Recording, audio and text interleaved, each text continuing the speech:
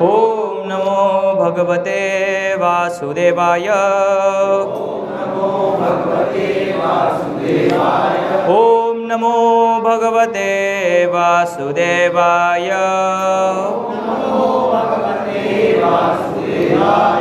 नारायणं नमस्कृत्य नरं चैव नरोत्तमं देवीं सरस्वतीं व्यासं ततो जयमुदीरये। नष्टप्रायेषु भद्रेषु नित्यं भागवतसेवया भगवती उत्तमश्लोके भक्तिर्भवती निष्ठिकी। नमो विष्णुपादाय कृष्णपृष्ठाय भूतले श्रीमते भक्तिविकासस्वामिनिति नामिने। नमो विष्णुपादाय कृष्णपृष्ठाय भूतले श्रीमते भक्तिवेदान्तस्वामिनिति नामिने। नमस्ते सारस्वते देवे गौरवाणी प्रचारिणे निर्विशेष शून्यवादी पाश्चात्यदेशतारिणे। जय श्री कृष्ण चैतन्य प्रभु नित्यानंद श्री अद्वैत गदाधर श्रीवासादि गौर भक्तवृंद। हरे कृष्णा कृष्णा कृष्णा हरे हरे, हरे राम राम राम हरे हरे। हरे कृष्णा कृष्णा कृष्णा हरे हरे, हरे राम राम राम हरे हरे। श्रीमद् भगवद गीता यथारूप अध्याय 8 भगवत प्राप्ति श्लोक क्रमांक 26 एवं 27।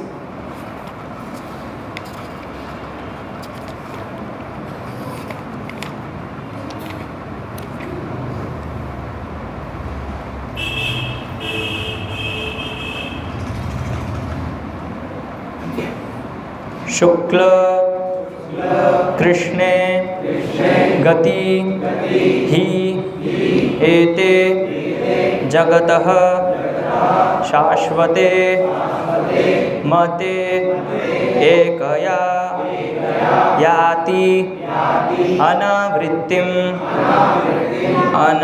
अन्यया आवर्तते पुनः। श्लोक क्रमांक 27। न एते श्रुति पार्थ जानन योगी मुह्यति कश्चन तस्मात् सर्वेषु कालेषु योगयुक्तः भव अर्जुन। शुक्ल कृष्णे गतिह्येते जगत शाश्वते मते एकया यात्ययानावृत्तिं मन्यया वर्तते पुनः। नैते श्रुति पार्थ जानन् योगी मुह्यति कश्चन तस्मात् सर्वेषु कालेषु योगयुक्तो भवार्जुन।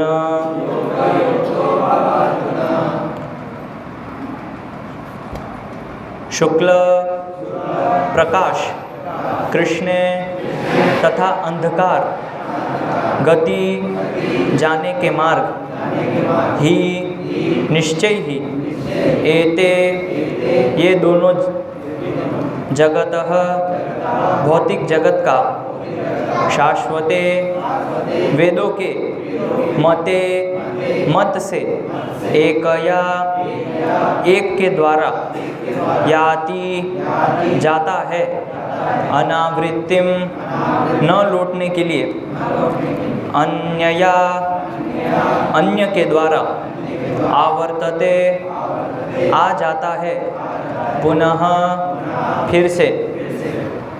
अनुवाद एवं तात्पर्य अभय चरणारविंद भक्ति वेदांत स्वामी प्रभुपाद जी के द्वारा। अनुवाद। वैदिक मतानुसार इस संसार से प्रयाण करने के दो मार्ग है, एक प्रकाश का तथा दूसरा अंधकार का। जब मनुष्य प्रकाश के मार्ग से जाता है तो वह वापस नहीं आता, किंतु अंधकार के मार्ग से जाने वाला पुनः लौटकर आता है। आचार्य बलदेव विद्याभूषण तात्पर्य पढ़ रहे हैं। आचार्य बलदेव विद्याभूषण ने छांदोग्य उपनिषद से ऐसा ही विवरण उद्धृत किया है, जो अनादिकाल से सकाम कर्मी तथा दार्शनिक चिंतन रहे हैं, वे निरंतर आवागमन करते रहे हैं। वस्तुतः उन्हें परम मोक्ष प्राप्त नहीं होता, क्योंकि वे श्री कृष्ण की शरण में नहीं जाते। श्लोक संख्या 27। अनुवाद। हे अर्जुन, यद्यपि भक्तगण इन दोनों मार्गों को जानते हैं, किंतु वे मोहग्रस्त नहीं होते, अतः तुम भक्ति में सदैव स्थिर रहो। श्री कृष्ण अर्जुन को उपदेश दे रहे हैं कि उसे इस जगत से आत्मा के प्रयाण करने के विभिन्न मार्गों को सुनकर विचलित नहीं होना चाहिए। भगवत भक्त को इसकी चिंता नहीं होनी चाहिए कि वह स्वेच्छा से मरेगा या देववशात। भक्त को कृष्ण भावनामृत में दृढ़तापूर्वक स्थित रहकर हरे कृष्ण का जप करना चाहिए। उसे यह जान लेना चाहिए कि इन दोनों मार्गों में से किसी की भी चिंता करना कष्टदायक है। कृष्ण भावनामृत में तल्लीन होने की सर्वोत्तम विधि यही है कि श्री भगवान की सेवा में सदैव रत रहा जाए। इससे भगवत धाम का मार्ग स्वतः सुगम, सुनिश्चित तथा सीधा होगा। इस श्लोक का योग युक्त शब्द विशेष रूप से महत्वपूर्ण है। जो योग में स्थिर है वह अपनी सभी गतिविधियों में निरंतर कृष्ण भावनामृत में रत रहता है। श्रील रूप गोस्वामी का उपदेश है, अनासक्तस्य विषयान यथार्हम उपयुञ्जत। मनुष्य को सांसारिक कार्यों से अनासक्त रहकर कृष्ण भावनामृत में सब कुछ करना चाहिए। इस विधि से, जिसे युक्त वैराग्य कहते हैं, मनुष्य सिद्धि प्राप्त करता है। अतएव भक्त कभी इन वर्णों से विचलित नहीं होता, क्योंकि वह जानता रहता है कि भक्ति के कारण भगवत धाम तक का उसका प्रयाण सुनिश्चित है। ओम अज्ञानतिमिरान्धस्य ज्ञानाञ्जनशलाकया चक्षुरुन्मीलितं येन तस्मै श्रीगुरवे नमः। श्रीचैतन्यमनोभीष्टं स्थापितं येन भूतले स्वयं रूपकदा मह्यं ददाति स्वपदान्तिकं।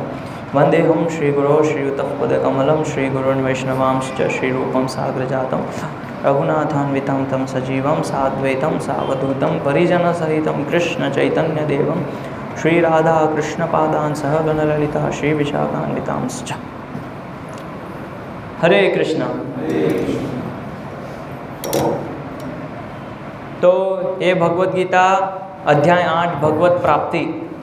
इस अध्याय में अभी ये अध्याय जो है समाप्त होने वाला है। बस एक श्लोक बचा है 28वां, उसके बाद ये अध्याय समाप्त हो जाएगा।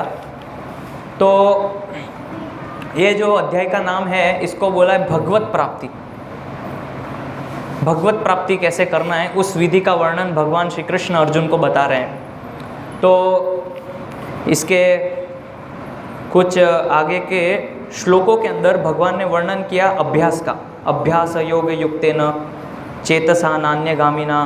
तो ऐसे अलग अलग उन्होंने वर्णन किया। फिर उसके बाद उन्होंने अलग अलग लोकों का वर्णन किया कि किस तरह से जीवात्मा अलग अलग लोक में पलायन करता है। और फिर उन्होंने इसके आगे के कुछ और 2-3 श्लोकों में तो यहाँ पे बताया कि यत्र काले त्वनावृत्तिम चैव योगिनः प्रयाता यान्ति तम कालम वक्ष्यामि भरतर्षभ। तो फिर इस श्लोक के अंदर भगवान बता रहे हैं कि अभी मैं आपको उन विभिन्न कालों का वर्णन बताऊंगा जिससे संसार से प्रयाण करने के बाद योगी पुनः आता है अथवा नहीं आता है। तो ये योगी का वर्णन। फिर इसके बाद आज का ये जो श्लोक है इसमें भगवान बता रहे हैं कि जाने के 2 मार्ग बताए गए हैं इस धरातल से। एक बताया गया प्रकाश का मार्ग और दूसरा बताया अंधकार का मार्ग। तो ये सब वर्णन करने के बाद अभी भगवान श्री कृष्ण ने देखा अर्जुन की परिस्थिति। ये सब भगवान ने इतना सारा वर्णन किया कि जिस व्यक्ति का जैसा जैसा भाव होता है उस भाव के अनुसार उस व्यक्ति को इस प्रकार से शरीर धारण करना पड़ता है। और शुक्ल पक्ष, कृष्ण पक्ष, ऐसे इस तरह से अलग अलग वर्णन किया। तो ये सब बताने के बाद भगवान ने अर्जुन की परिस्थिति को देखा कि अर्जुन अभी थोड़ा विचलित हो रहा है। फिर भगवान ने 27वें श्लोक में तुरंत अर्जुन को सांत्वना दिया कि अभी क्या बोल रहे हैं, यद्यपि भक्तगण इन दोनों मार्गों को जानते हैं किंतु वे मोहग्रस्त नहीं होते। तो भगवान श्री कृष्ण अर्जुन को बोल रहे हैं कि मैं ये आपको इसलिए बता रहा हूँ ताकि आपको इसकी जानकारी लगे। लेकिन एक जो भक्त होता है वो इससे विचलित नहीं होता है, ये यहाँ पे बता रहे हैं। तो आज का ये जो श्लोक है 27 नंबर का, इसके तात्पर्य में श्रील प्रभुपाद बहुत सारे अलग अलग विषयों पे चर्चा कर रहे हैं तात्पर्य में। तो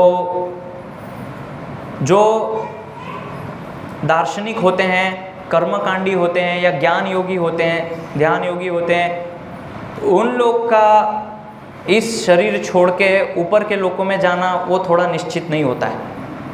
लेकिन भगवान यहाँ पे बता रहे हैं कि जो भगवान का भक्त होता है, जो भक्त हैं, उसका भगवत धाम जाना सुनिश्चित है। तो यहाँ पे बता रहे कि कैसे। तो यहाँ पे बताया है कि एक जो कृष्ण भावना भावित भक्त होता है वो इस संसार में रहता है, लेकिन संसार से अनासक्त होकर कृष्ण भावना भावित कार्य करता है। तो ऐसे बहुत सारे आचार्यों के अलग अलग उदाहरण हैं कि वो इस संसार में रहते हैं, लेकिन हम, क्योंकि हमारी जो बुद्धि है वो दूषित बुद्धि है, इसलिए हम उनके कार्यों को जब देखते हैं तो हमें ऐसा लगता है कि ये संत, भगवान के महान भक्त, इनका चरित्र सांसारिक व्यक्ति की जैसा है। ऐसे कभी कभी जब हम महान शुद्ध भक्तों का, वैष्णव का संग करते हैं, जैसे अगर आप लोग तो घर में रहते हैं, सभी गृहस्थ हैं, तो आश्रम में हमारे साथ उतना रहने का अवसर नहीं मिलता है। तो अगर कोई आप में से मेरे साथ अगर मंदिर में रुके, आश्रम में रहें, तो आप कुछ समय के बाद, 2-3 दिन के बाद ऐसा लगेगा ये तो हमारे जैसे ही है, हम जो करते हैं ये भी तो यही करते हैं, हम जो घर में नहाते धोते हैं ये भी आश्रम में रह के तो यही काम कर रहे हैं ब्रह्मचारी। तो अंतर क्या है? तो हम ऐसे जो महान भक्त होते हैं, शुद्ध वैष्णव होते हैं, उनकी तुलना हमसे करते हैं। ये हमारी कुबुद्धि है, दुर्बुद्धि। हालांकि हमारी कोई योग्यता नहीं है, भक्ति के अंदर कोई अधिकार नहीं है, लेकिन हम ऐसे उच्च जीवों की तुलना हमारे से करते हैं। ये सबसे बड़ा विडंबना है कि हम भी भोजन करते हैं, ये भी भोजन करते हैं, और हम भी घूमते हैं, ये भी बाहर जाते हैं, भ्रमण करते हैं, लेकिन जमीन आसमान का अंतर है। देखने में एक लग सकता है दोनों के कार्य, लेकिन दोनों के कार्यों में बहुत अंतर है, बहुत बड़ा।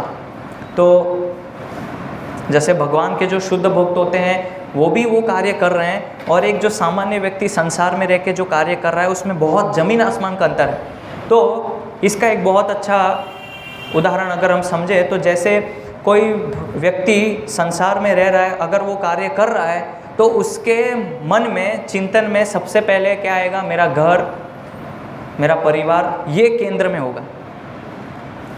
अभी हम ब्रह्मचारी है तो मेरा कोई घर नहीं है और कोई परिवार नहीं है, बच्चे नहीं है, तो हम जो भी कार्य करेंगे पहले विचार में क्या आएगा? पहले चिंतन में क्या आएगा? भगवान कृष्ण के लिए करना है, आज भगवान के लिए भोग बनाना है। अगर कोई माता घर में है तो क्या सोचती है? मेरे बच्चे को आज पास्ता खाना है, पिज़्ज़ा खाना है, केक खाना है, तो आज मैं मेरे बच्चे के लिए बनाऊंगी। लेकिन अगर कोई सन्यासी होगा, ब्रह्मचारी होगा, तो ये बोलेगा कि आज मेरे बच्चे को ये खाना है, मेरी वाइफ को ये खाना है, क्योंकि वो ब्रह्मचारी है, उसका कोई घर परिवार में कोई नहीं है, तो सबसे पहले चिंतन किसका होगा? भगवान कृष्ण का होगा। तो ये देखिए सोच में कितना बड़ा अंतर है। क्यों? क्योंकि आप घर में रह रहे हैं और हम आश्रम में, मंदिर में रह रहे हैं, तो देखने में दोनों कार्य ऐसा लग सकता है एक जैसे, लेकिन दोनों में बहुत बड़ा अंतर है। तो ऐसे ही जब हम वैष्णव, हमारे हर एक कार्य करने की एक पद्धति होती है, उसको बोलते हैं आचार और व्यवहार। उससे हम पहचान सकते हैं कि ये वास्तव में वैष्णव है कि नहीं है। ऐसे हम किसी को भी नहीं बोल सकते कि हाँ ये वैष्णव है क्योंकि उन्होंने तिलक धारण किया है, कंठी धारण किया है। उसको वेशभूषा बोलते हैं, उसको भक्त नहीं बोलते, वो एक वेशभूषा है।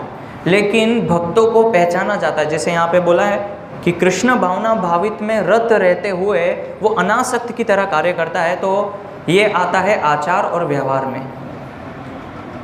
तो जैसे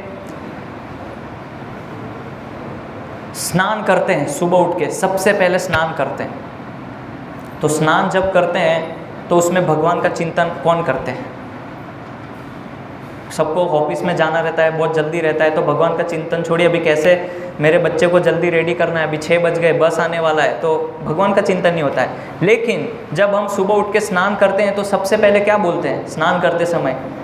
ओम पवित्रम पवित्रो वा सर्वावस्थां गतोपि वा यस्मरणित पुंडरीकाक्ष सबाह्यभ्यनंतर शुचि। तो स्नान करते करते कि कोई चाहे अशुद्ध हो या शुचि हो, जो भी हो, लेकिन भगवान श्री कृष्ण पुंडरीकाक्ष का स्मरण करने से वो व्यक्ति शुद्ध हो जाता है। तो स्नान करते समय हम ये विचार करते हैं। उसी तरह से जब हम रात को सोते हैं तो रात को सोते समय हम भगवान से प्रार्थना करते हैं। उसके लिए भी श्लोक हैं कि अहर दिनम निशम अपराधम क्षमस्व माम, कि मैंने पूरे दिन रात में बहुत सारे अपराध किए, त्रुटियां की कार्य करने में, तो ये भगवान उसके लिए मुझे क्षमा कीजिए। और ये प्रार्थना करके हम विश्राम करते हैं। और जब सोने जाते हैं तो सोने से पहले हम गुरुदेव और भगवान कृष्ण को प्रार्थना करते हैं कि अभी मैंने दिन रात आपका प्रयास किया आपकी अच्छे से सेवा करने का, अभी सुबह आप मुझे ऐसी शक्ति प्रदान कीजिए, बल दीजिए, ताकि मैं दूसरे दिन सुबह उठ के फिर से आपकी सेवा अच्छे से कर सकूं। तो सोते समय हम पहले निवेदन करते हैं, फिर विश्राम करते हैं। नहीं तो हम देखते हैं कि बाहर जो सामान्य लोग होते हैं वो कैसे सोते हैं, घर आते हैं सीधा बिस्तर पे लेट जाते हैं, कोई भगवान का चिंतन। यानी कि भक्त की हर एक क्रिया में भगवत चिंतन होता है। उसी तरह जब हम प्रसाद लेते हैं, भगवान का भोजन करते हैं, तो क्या बोलते हैं कि भगवान ये आपका कृपा है और ये आपकी कृपा आज मेरे जैसे दुर्भाग्यशाली व्यक्ति को प्राप्त हुई, उसके लिए मैं आपका धन्यवाद करता हूँ। लेकिन अगर एक सामान्य संसारी व्यक्ति है, वो भी भोजन कर रहा है, लेकिन क्या उसने भगवान को धन्यवाद दिया? तो उसमें भगवत चिंतन नहीं है। तो इस तरह से हम समझ सकते हैं, कोई भी कार्य आप ले लीजिए। तो हम देखते हैं कि बाहर बहुत सारे लोग जो हैं सुबह स्नान करते हैं, तो सभी लोगों की आदत होती है टीका लगाते हैं माथे में, या जो भी है गोपी चंदन लगाते हैं, हम भी लगाते हैं। लेकिन हमारे वैष्णव को तिलक लगाना और बाहर के लोगों का तिलक लगाना जमीन आसमान का अंतर है। हम तिलक क्यों लगाते हैं? तो ये जो शरीर है इसको बोला है हरि मंदिरम, ये शरीर को हरि मंदिरम बोला, ये हरि का मंदिर है। और हम लोग बहुत सारे कृत्रिम रूप से शरीर को सजाते हैं ना, क्रीम लगाते हैं, पाउडर लगाते हैं, जो माताएं हैं बिंदिया लगाती हैं, चूड़ियाँ पहनती हैं, सजाते हैं।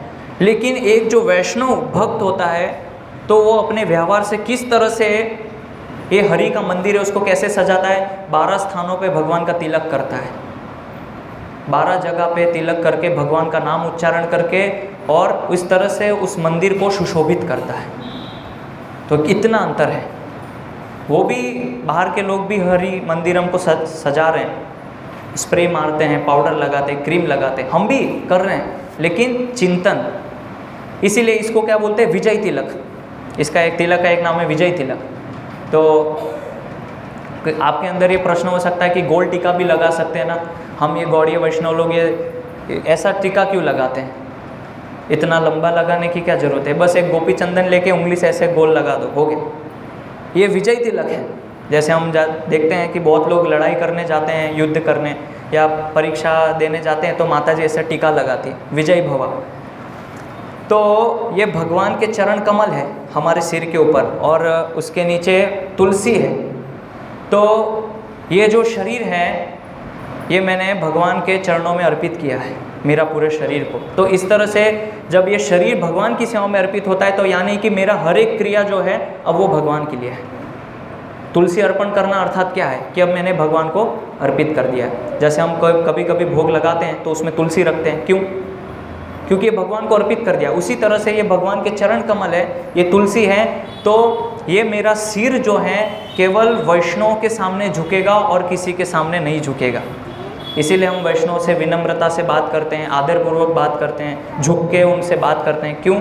क्योंकि हम सेवक हैं, हमने ये शरीर अपने आप को अर्पण किया है। तो दूसरा चीज़ कि ये विजय तिलक इसलिए बोलते हैं कि भगवान का ये तिलक लगाने से माया के ऊपर हम विजय प्राप्त करते हैं, भगवान के चरण कमलों को अपने आप में समर्पित करके, इसलिए इसको विजय तिलक बोलते हैं। माया के ऊपर कैसे विजय प्राप्त करेंगे? इसीलिए तिलक लगाते हैं, विजय तिलक, ताकि हम माया के ऊपर अच्छे से विजय प्राप्त कर सकें। तो इसीलिए जब हम घर के अंदर नए वस्त्र भी लाते हैं तो पहले उसको भगवान को अर्पित करते हैं, उस वस्त्र को, और फिर प्रसाद के रूप में उसको धारण करते हैं। लेकिन क्या बाहर के लोग ऐसे करते हैं? वो भी तो कपड़े पहनते हैं, हम भी नए कपड़े पहनते हैं। जैसे दीपावली आती है तो हम भी धोती कुर्ता नया खरीदते हैं, लेकिन सबसे पहले हम उसको भगवान को अर्पित करते हैं। और प्रसाद के रूप में पहनते। तो यानी कि यहाँ पे बता रहे हैं कि जो एक कृष्ण भावना भावित भक्त होता है उसके कार्य में और एक जो सामान्य व्यक्ति कार्य करता है उसमें बहुत अंतर होता है। पूरी चेतना उसकी विपरीत होती है। यहाँ पे पूरा चेतना विपरीत होता है। तो ये इसलिए यहाँ पे बता रहे हैं भगवान श्री कृष्ण अर्जुन को कि आप इससे विचलित मत होइए क्योंकि आप भक्त हैं। तो ऐसा कहाँ पे बोला भगवान ने अर्जुन को कि आप भक्त हो? तो चौथे अध्याय में स्मरण कीजिए, भगवान ने बोला था भक्तोसी में सखा चेती, कि तुम मेरे भक्त हो, मेरे सखा हो। तो भगवान ने पहले ही घोषणा कर दिया कि अर्जुन तुम मेरे भक्त हो। तो इसलिए अभी अर्जुन को बोल रहे हैं कि आपको ये जो मैं बता रहा हूँ इससे विचलित मत हो। आप तो ऑलरेडी ये सब कार्य करके मेरे लिए चूँकि आप कार्य कर रहे हो तो आप भगवत धाम जाओगे, ये सुनिश्चित है। अभी हमारे अंदर प्रश्न हो सकता है हमारी गति क्या होगी, हम कहाँ जाएंगे, ये प्रश्न हो सकता है। तो हम तो भक्त बनने का प्रयास कर रहे हैं। अगर कोई ये सोचे कि मैं भक्त बन गया हूँ तो वास्तव में वो भक्त बना नहीं है अभी तक, भक्त प्राय है, नया भक्त है, नव आगंतुक है। तो अभी हम भक्ति करने का अच्छे से प्रयास कर रहे हैं। तो अगर हम भक्ति कर रहे हैं और भक्ति के अंदर जो नीति नियम हैं, सिद्धांत हैं, शास्त्रों के जो नियम हैं उसका पालन नहीं करते हैं, उसका उल्लंघन करते हैं भक्ति में आने के बाद, तो फिर हमें स्वर्ग की प्राप्ति हो सकती है लेकिन हम भगवत धाम नहीं जा पाएंगे। भगवत धाम जाने के लिए हमें उस स्तर तक अपने आप को लाना होगा, उस स्तर तक उठाना पड़ेगा। तो लेकिन एक जो भक्त होते हैं, भगवान के जो शुद्ध भक्त होते हैं, जो महान वैष्णव होते हैं, वो अपनी गति से विचलित नहीं होते हैं कि मैं कहाँ जाऊँगा, मरने के बाद मेरी मृत्यु कैसे होगी, कैसे मैं इस धरातल को छोड़ के जाऊँगा, वो सब उनका टेंशन नहीं है, चिंता नहीं करते वो। लेकिन जो बाहर के लोग होते हैं उनको बहुत ये प्रश्न जो है बहुत सताता है कि मरने के बाद क्या होगा, कैसी गति होगी। लेकिन भक्त ये सब विचार नहीं करता है। तो हम देखते हैं कि भक्तों के ऊपर इतने सारे संकट आते हैं, कष्ट आते हैं, लेकिन फिर भी उससे प्रभावित नहीं होते। तो इसके ऊपर एक बहुत अच्छी वास्तविक घटना मैं बताता हूँ कि रशिया के अंदर ये कृष्ण भक्ति का जब प्रचार हुआ तो उस समय भक्तों के ऊपर बहुत सारा आक्रमण किया गया।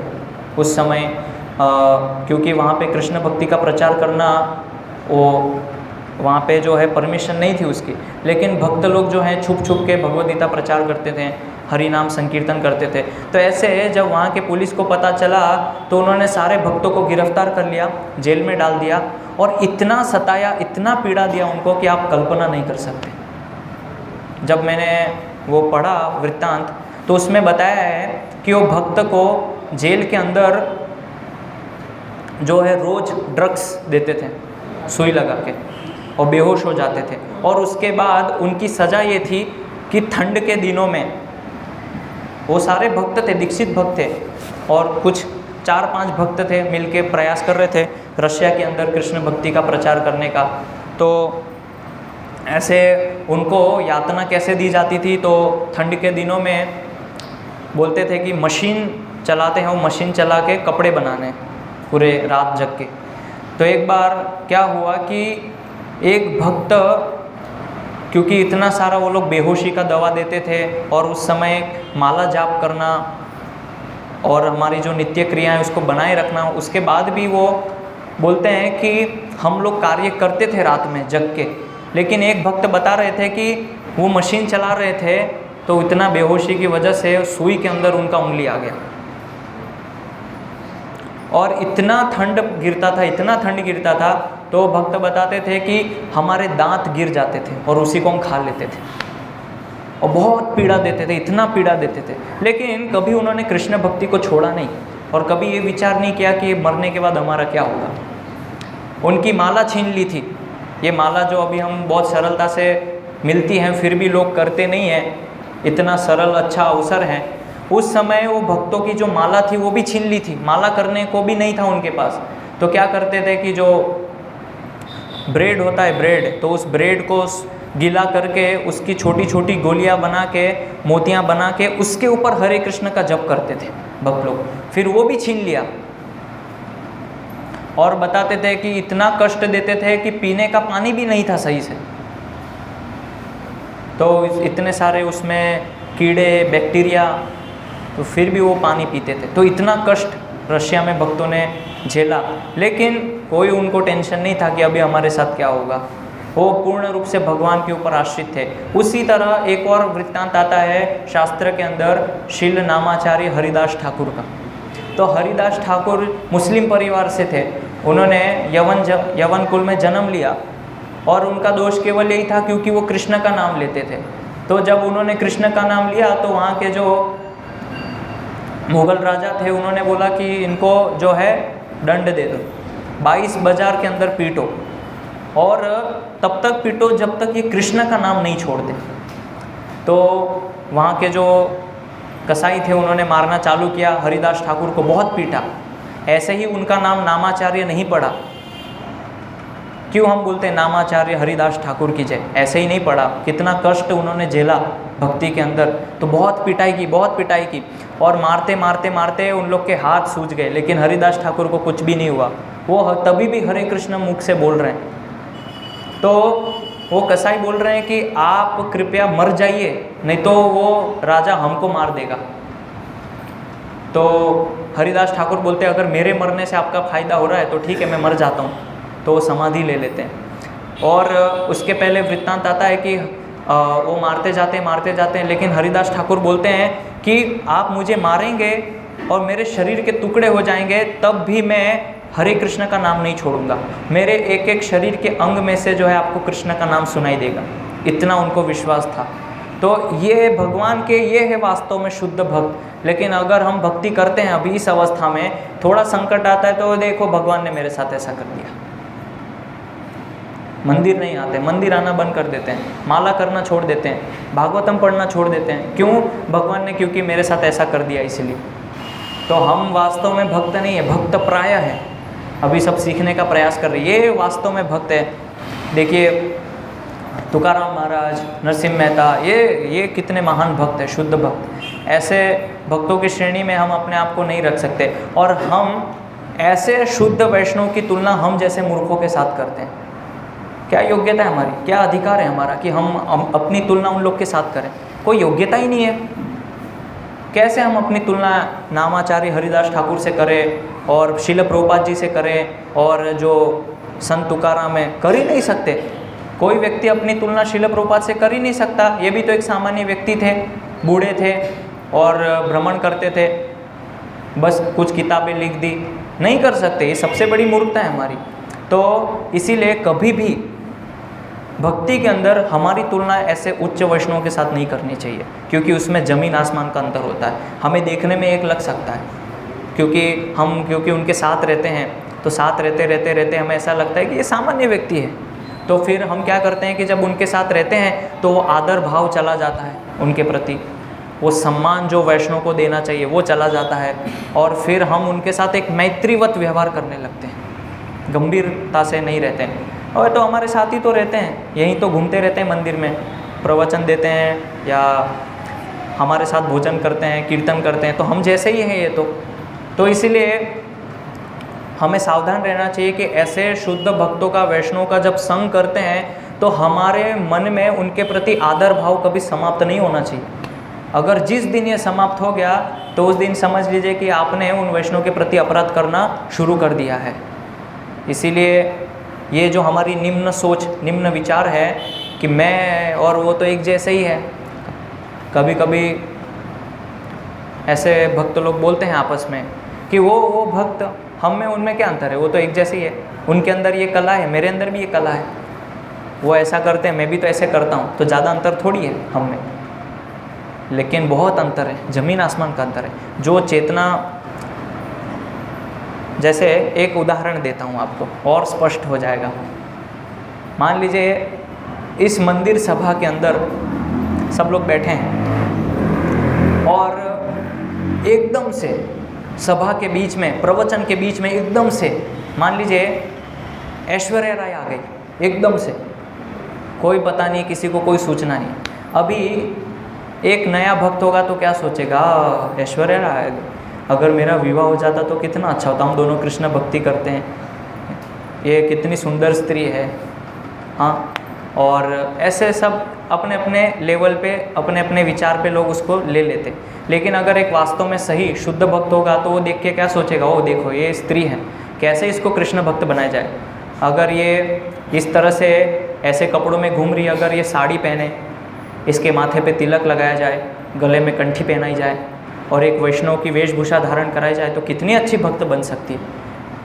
और उसी तरफ दूसरा जो एक भक्त है वो भी धोती कुर्ता पहना हुआ है, लेकिन उसका चिंतन क्या है, कितनी अच्छी सुंदर स्त्री है, शायद अगर मेरा विवाह इसके साथ हो जाता तो मेरी भी लाइफ बन जाती। तो दोनों देख रहे हैं, एक ही दृष्टि से एक ही चीज़ दोनों देख रहे हैं, लेकिन दोनों की चेतना में जमीन आसमान का अंतर है। इसीलिए ऐसी मूर्खता कभी नहीं करनी चाहिए कि ये भी वैष्णव है, मैं भी तो मंदिर आ रहा हूँ, मैं भी तो माला जप करता हूँ, मैं भी तो भागवत पढ़ता हूँ, इसलिए हम तो एक ही समान है, एक ही स्तर पे हैं। नहीं, वो संभव ही नहीं है। इसीलिए यहाँ पे बताया है कि हमें इस संसार में रहना है, लेकिन संसार में रहते हुए कैसे अनासक्त होकर कार्य करना है, वो हम ऐसे वैष्णव से सीख सकते हैं जो कि हमारे जीवन में उसकी कमी है। कार्य तो हम भी कर रहे हैं, वो भी कर रहे हैं, लेकिन वो जिस तरह से कार्य कर रहे हैं वही चीज़ हमें उनसे सीखनी है। ये उनकी कला है वैष्णव की, यही उनकी निपुणता है कि हर एक चीज़ कैसे वो संसार में अनासक्त होकर कृष्ण की सेवा में लगाते हैं, ये उनकी दक्षता है। और ये हम उन वैष्णव से सीख सकते हैं। कोई भी चीज़ आप उनको दे दीजिए, निकृष्ट से निकृष्ट चीज़, वो उसको कृष्ण की सेवा में कैसे लगाना है वो उनकी निपुणता है।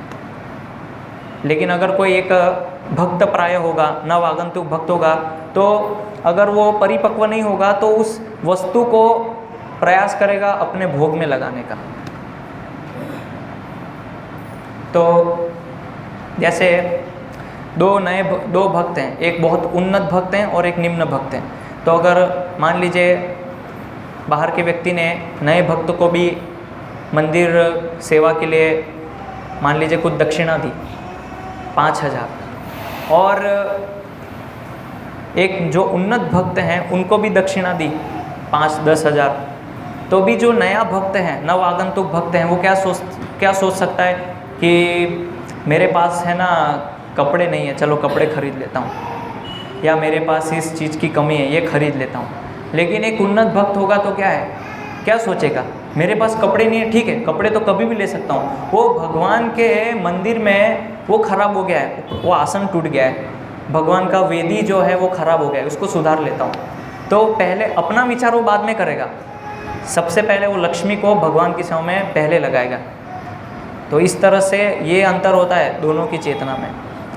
इसीलिए कभी भी भौतिक दृष्टि से, उनके कर्म से और आचरण से आकलन नहीं करना चाहिए भक्तों का।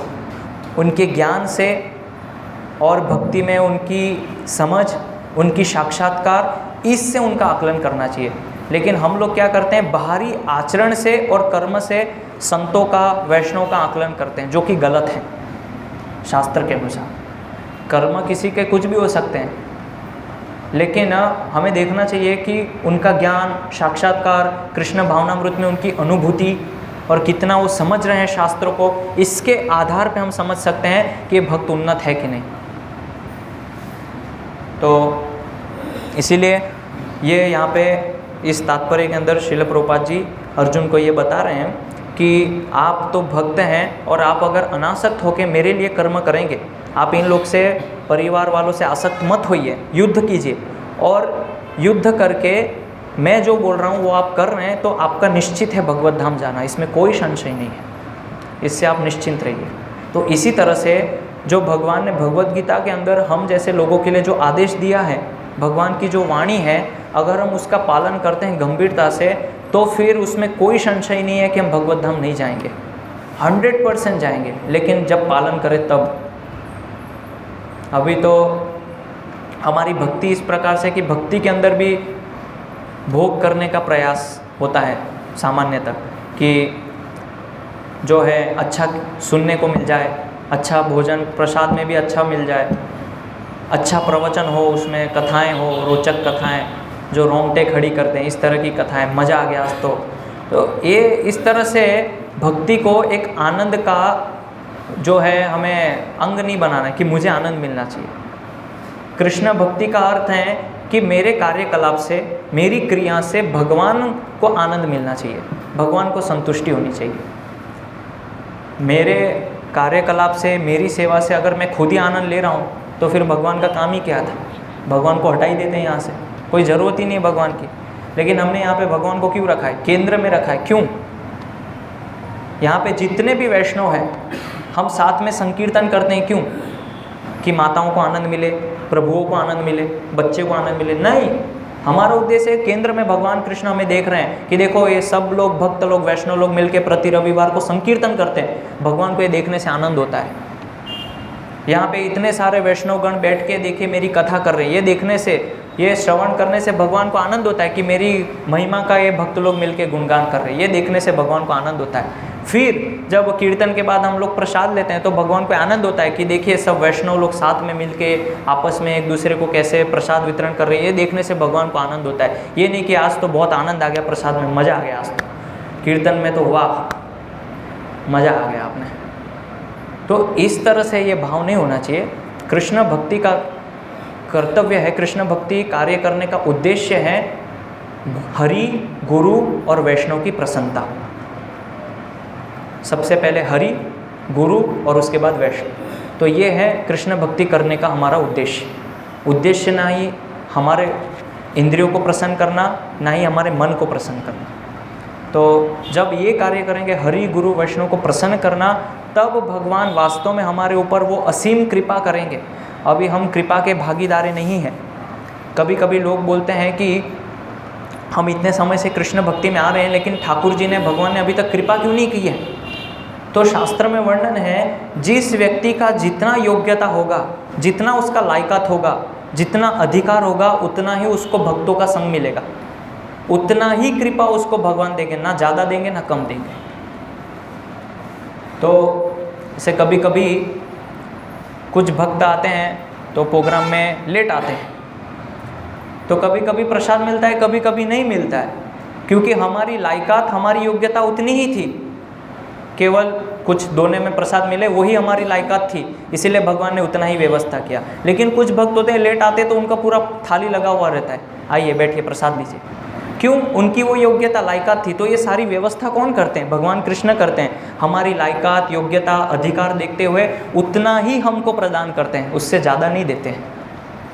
तो इसीलिए हम कैसे कर्म कर रहे हैं, कृष्ण भावनामृत के अंदर कैसे कार्य कर रहे हैं, उसके आधार पे भगवान हमें ऐसे भक्तों का संग प्रदान करवाते हैं, ऐसे भक्तों के सानिध्य में संकीर्तन करवाते हैं, ऐसे भक्तों के सानिध्य में कथा का आयोजन करवाते हैं, ताकि ऐसे भक्तों के सानिध्य में हम अच्छे से कृष्ण भावनामृत को परिपूर्ण कर सकें। लेकिन कुछ लोग नहीं कर पाते हैं क्योंकि उनकी वो योग्यता नहीं है अभी तक। जब तक वो योग्यता नहीं बनेगी तब तक भगवान की वो असीम कृपा उनको प्राप्त नहीं होगी। हम कितना भी प्रयास कर लें, असंभव है। तो इसीलिए ये एक महत्वपूर्ण चीज़ है। तो ये जो आज का श्लोक है, इसको हम अभी देखें तो वर्तमान में आज की कंडीशन में अभी पितृपक्ष चल रहा है, श्राद्ध। तो बहुत लोगों के अंदर ऐसे प्रश्न होते हैं कि अभी जैसे यहाँ पे भगवान ने वर्णन किया कि कोई इस मार्ग से जाते हैं, ऐसे जाएंगे तो ये गति होता है। तो गरुड़ पुराण के अंदर ये सारा वर्णन मिलता है। फिर कुछ समय पहले मैं गरुड़ पुराण पढ़ रहा था, तो उसमें ये सारा कि किस तरह से हमारा शरीर बनता है और कैसे हम लोग जाते हैं श्राद्ध में, कैसे वो पितरों को ये सब पहुंचता है। तो कभी कभी आजकल की जो जनरेशन है, आजकल की ये जो पीढ़ियां हैं, ये सोचते हैं कि श्राद्ध करना ये सब पिछड़ापन है, ये पहले के समय में होता था, अभी ये सब करना ज़रूरत नहीं है। तो क्या ये आवश्यक है? अभी पितृपक्ष चालू हो गया है, तो बहुत लोग श्राद्ध करेंगे अपने पूर्वजों के लिए, उनकी ऊर्ध्व गति के लिए। तो क्या ये अनिवार्य है कि नहीं है? ऐसे बहुत लोगों के प्रश्न होते हैं। पितर लोग क्या है, तो कैसे इसको करें, क्या होता है मरने के बाद हमारे साथ? तो ऐसे ये सारे प्रश्नों का उत्तर जो है गरुड़ पुराण के अंदर भगवान गरुड़ जी को समझाते हैं। तो इसके ऊपर हम थोड़ी सी चर्चा करते हैं और फिर उसके बाद विराम करते हैं। तो सबसे पहले तो हमें ये समझना है कि भगवान ने ये जो गरुड़ पुराण के अंदर ये सारा जो वर्णन दिया है और पुराणों के अंदर ये सारा जो विधि दिया है, वास्तव में जो है ये ऐसा नहीं है कि कोई मुनि ऋषि आए थे उन्होंने लिख दिया बस ऐसे ही मन से कर दिया। ये सब प्रामाणिक चीज़ें हैं जो शास्त्र में भगवान की वाणी से वेद व्यास जी ने उसको लिपिबद्ध कर दिया पुराणों को। तो बताया है, मैं इसके ऊपर और भी जगहों पे कक्षा ले चुका हूँ, तो यहाँ पे ये प्रथम बार है। तो बताते हैं कि कैसे मृत्यु के बाद क्या होता है हमारे साथ, जब आत्मा शरीर छोड़ता है क्या प्रक्रिया बनती है। तो बताते हैं कि सबसे पहले तो जब हमारा शरीर जर्जर हो जाता है, तो सबको देखते हैं कि बीमारी होती है, बीमारी में लोग बहुत पीड़ित होते हैं, परेशान होते हैं, और उसमें भी सबसे भयंकर अवस्था होती है वृद्धावस्था। जब हम वृद्धावस्था में पहुंचते हैं तो शरीर काम नहीं करता है, कानों से सुनाई नहीं देता है, सही से देख नहीं पाते हैं, गले में से आवाज़ नहीं निकलती है, पूरा शरीर जो है जर्जर हो जाता है। तो इस अवस्था में धीरे धीरे जब शरीर जर्जर होता है तो यमदूत आते हैं हमारे प्राणों को निकालने के लिए, ज़बरदस्ती निकालेंगे। आप नहीं चाहेंगे तो भी निकाल के ले जाएंगे, इच्छा नहीं होती है किसी जीवात्मा की। इसलिए हम देखते हैं कि जब कोई व्यक्ति शरीर छोड़ रहा होता है तो शरीर छोड़ते समय कितनी उसको पीड़ा होती है, कितना कष्ट होता है। क्यों? क्योंकि उसकी इच्छा नहीं है शरीर छोड़ने की। वो यमदूत उसको यमपाश से ज़बरदस्ती उसको बांध के रस्सी से खींचने का प्रयास करते हैं। तो बोलता है मैं नहीं जाऊंगा, मुझे यही शरीर में रहना है, लेकिन उस समय हमारी कुछ नहीं चलती है। इसीलिए बहुत सारे लोग जो है मरते समय मूत्र त्याग करते हैं, मल त्याग कर देते हैं। क्यों? कितना कष्ट होता है, पीड़ा होता है। तो इस तरह से हम बोलते हैं कि आत्मा की अच्छी गति है तो कैसे समझे। तो शास्त्र में बताया है कि हमारे शरीर के अंदर 9 प्रकार के द्वार हैं, 9 द्वार बताए गए। तो 7 ऊपर हैं और 2 नीचे हैं, गुदा और जनेंद्रिय, इस प्रकार से। तो 9 द्वार हैं और एक और अतिरिक्त, उसके अतिरिक्त ब्रह्मरंध्र भी, उसको 10 द्वार इस प्रकार से गिना जाता है। तो ये भगवान ने तो 9 द्वार बताया, फिर गरुड़ जी को ये भी बोला कि एक और एक्स्ट्रा है, उसको ब्रह्मरंध्र से कभी कभी आत्मा जाती है। तो ये जो 9 द्वार हैं उसमें से आत्मा अगर नीचे के द्वारों से जाती है तो उसकी गति बहुत ही निकृष्ट, बहुत ही अधोगति होती है। इसलिए ऊपर के द्वारों से जो है आत्मा जानी चाहिए हमेशा, कभी भी। अगर नहीं है तो इसका अर्थ ये समझना चाहिए कि उस व्यक्ति ने बहुत अपने जीवन में पाप कर्म किए और उस पाप कर्म की वजह से उसको निचले द्वारों से ले जाया जा रहा है। तो बताते हैं कि जब इस प्रकार से 2 यमदूत आते हैं, शरीर में से निकालते हैं प्राणों को, तो गरुड़ पुराण में भगवान बता रहे हैं। अभी देखिए, गरुड़ जी भगवान के शुद्ध भक्त हैं, इसमें कोई संशय है आप लोगों को? हमेशा भगवान के साथ रहते हैं, लेकिन भगवान गरुड़ को क्या बोल रहे हैं? ये सब जब वर्णन कर रहे हैं तो भगवान बोल रहे हैं उस समय उसमें कि मैं अगर ये बताऊंगा तो आपके रोंगटे खड़े हो जाएंगे, इतना भयंकर ये वर्णन है। तो गरुड़ जी से पूछते हैं क्या आप ये सुनना चाहेंगे? तो गरुड़ जी बोलते हैं कि भगवान आप मेरे ऊपर अनुकंपा कीजिए, कृपा करके आशीर्वाद देके मैं इसको समझ सकूं, ऐसा आशीर्वाद दीजिए। तो भगवान उनको आशीर्वाद देते हैं। फिर ये कथा को आगे वर्णन चालू करते हैं, कितने प्रकार के नरक हैं, कैसी कैसी सजाओं देने के बाद कैसे कैसे नरक में उसको किस तरह से यातना पीड़ा दी जाती, सब पूरा गरुड़ पुराण में भगवान बताते हैं। अब फिर इतना वर्णन करने के बाद बीच बीच में भगवान फिर से पूछते हैं कहीं आपको डर तो नहीं लग रहा है? तो वो भगवान के इतने भक्त, अगर उनको डर लग रहा है तो हमारी तो क्या योग्यता है? हम सोचते नहीं, हमें कोई फर्क नहीं पड़ता है। Enjoy your life, this is the only last life, ये केवल आपका आखिरी जीवन है, इसको अच्छे से जियो। बर्बाद कर देते हैं जीवन को, अभी पता नहीं हमारे साथ क्या क्या होता है। तो बताते हैं कि जब यमदूत ऐसे प्राणों को निकालते हैं तो भगवान उस समय बताते हैं गरुड़ को कि 40,000 बिच्छू जब डंक मारते हैं, अब एक छोटा सा कीड़ा काटते हैं तो हम तिल मिला जाते हैं, इधर उधर हो जाते हैं। कीड़ा काट गया, मच्छर काट गया, क्या है, या कुछ चींटी काट गई, कितना हम थोड़ा इधर उधर। अगर बिच्छू काटे, केवल एक बिच्छू, तो बिच्छू, अगर एक बिच्छू काटे तो आदमी मर जाता है खाली एक डंक से। यहाँ पे बताया 40,000 बिच्छू। कल्पना कीजिए 40,000 बिच्छू हमारे शरीर पे चल रहे हैं और डंक मार रहे हैं एक साथ, कितनी पीड़ा होती होगी उस समय जीवात्मा को। तो उतनी पीड़ा ये शरीर छोड़ने के लिए हमें होती है, लेकिन क्योंकि आसक्त हैं इसलिए शरीर को छोड़ नहीं पाते हैं। तो जैसे बताया है कि जो शरीर से आत्मा और ये जो सूक्ष्म शरीर है कैसे आसक्त होता है, जैसे वो फेविकॉल चिपका देते हैं ना एक बार तो फेविकिप से, तो चिपकाने के बाद उसको निकालना बहुत मुश्किल है। अभी आप देखिए कभी कभी ऐसे यहाँ तो बहुत अनुभव है, हम फेस्टिवल में उत्सव में वो बैनर चिपकाते हैं फेविकिक से, तो जब उसको निकालना होता है तो सही से निकालते निकालते के फट जाता है, एज इट इज़ यथावत वो निकल नहीं पाता है क्योंकि उसके फेविकल से चिपका दिया है।